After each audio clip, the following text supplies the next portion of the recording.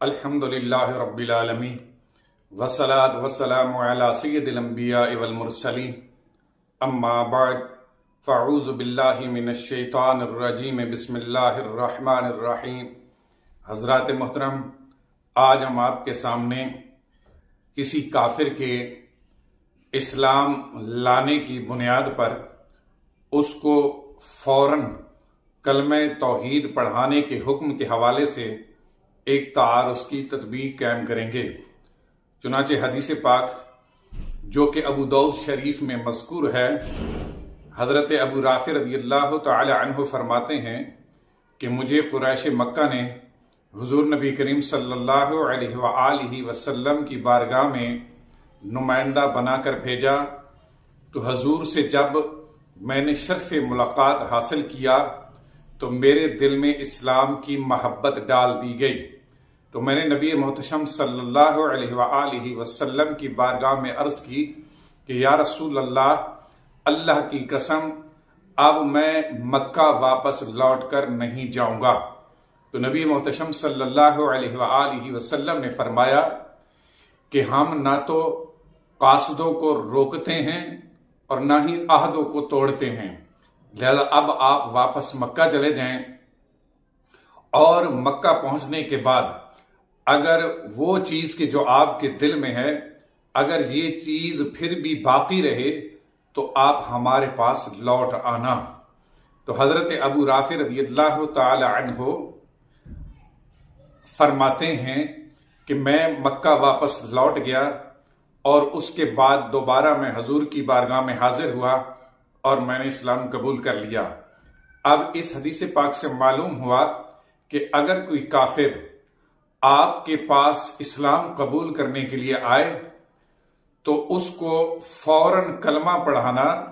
یہ ضروری نہیں ہے، بلکہ اس میں تاخیر کرنا عذرُ شرع جائز ہے،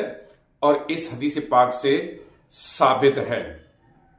جبکہ اس کے برعکس تمام فقہاء کرام کا اس بات پر اتفاق ہے کہ اگر کوئی کافر تمہارے پاس اسلام قبول کرنے کے لیے آئے تو بلا تاخیر اس کو فوراً کلمہ پڑھا دو۔ اگر اس کو کلمہ پڑھانے میں جان بوجھ کر تاخیر کر دی تو ایسی صورت میں تمہارے اوپر کفر لوٹ سکتا ہے۔ اب اس فقہی مسئلہ سے معلوم ہوا کہ اگر کوئی کافر تمہارے پاس اسلام قبول کرنے کے لیے آئے تو بلا تاخیر اس کو فوراً کلمہ پڑھا دیا جائے، کیونکہ جتنی تاخیر کریں گے تو گویا آپ اس کے کفر کے اوپر اتنی دیر تک راضی رہیں گے، اور کسی کافر کے کفر پر راضی رہنا یہ بھی کفر ہے۔ جبکہ اس کے برعکس حدیث پاک میں حضور علیہ الصلوۃ والسلام نے ابو رافع کو اسلام قبول کرنے سے روکا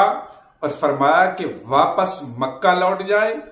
اگر وہاں بھی یہی حالت رہی تو اس کے بعد آپ ہمارے پاس آ جائیں، جس سے معلوم ہوا کہ فوراً کلمہ پڑھانا یہ ضروری نہیں ہے۔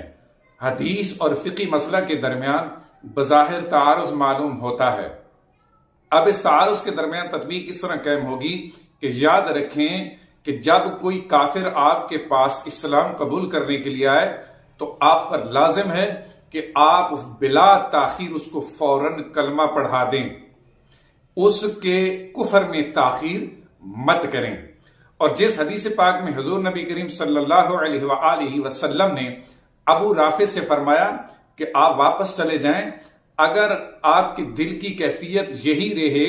تو ہمارے پاس واپس لوٹ آنا، اس حدیث پاک یا حضور علیہ الصلوۃ والسلام کے ارشاد کا مطلب یہ ہے کہ ابو رافع، تم نے دل سے اسلام کو قبول کر لیا اور ہم نے تیرے اسلام کو بھی قبول کر لیا، لیکن چونکہ اس کا اظہار کرنا ابھی مناسب نہیں ہے، کفار کی طرف سے تکلیف کا اندیشہ موجود ہے، لہذا آپ مکہ واپس لوٹ جائیں، اور اگر مدینہ میں رہنے والی جو وارفتگی کا کے جذبات جو آپ کے دل میں ہیں، اگر یہ مکہ پہنچ کر بھی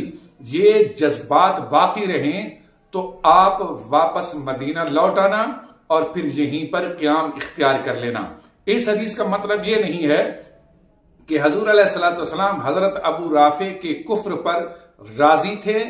اور آپ نے اس کو اسلام میں داخل کرنے کے لیے یا کلمہ پڑھانے میں آپ نے تاخیر فرما دی۔ مطلب یہ نہیں، مطلب یہ ہے کہ اسلام بھی قبول کر لیا اس نے، لیکن اس کا اظہار کرنا بھی مناسب نہیں ہے۔ ہاں، مکہ پہنچ کر اگر پھر بھی ہماری یاد یا مدینہ میں رہنے کی جو وارفتگی ہے، اگر وہ جذبات مکہ پہنچ کر بھی باقی رہے تو پھر واپس آ جانا۔ اگر اس تطبیق کو تسلیم کر لیا جائے تو احادیث کے درمیان تعارض بھی ختم ہو جائے گا اور اس حل کے بعد اختلاف بھی ختم ہو جائے گا۔